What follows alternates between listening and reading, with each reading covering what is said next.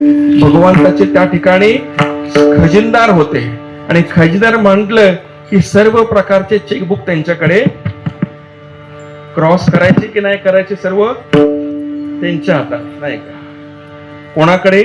खजिनदाराकडे. सर्व प्रकारची संपत्ती त्यांच्याकडे, आणि ज्यांच्याकडे संपत्ती असते त्यांचे सुपुत्र, सर्वांचेच नाही, परत महाराज तुम्ही सगळं म्हणजे आमचे पोरं असेच सगळ्यांचेच तिथे त्या ठिकाणी उल्लेख आलेला आहे. जी मोठ्यांची मुलं असतात ते सुरापान करत असतात, सौंदर्य मागे धावत असतात, नाही का?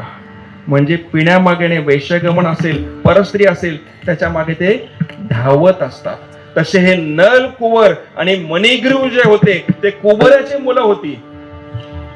त्या कैलासावर त्या ठिकाणी जो मंदाकिनी नावाचा तलाव होता, त्या तलावामध्ये ते वेगवेगळ्या प्रकारचे क्रीडा करत होते.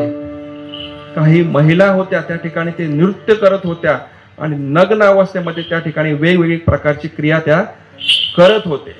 नेमकी त्याच ठिकाणी, त्याच क्षणी, त्याच वेळेला नारद महर्षी तिथे आले. आता ज्या वेळेला नारद महर्षी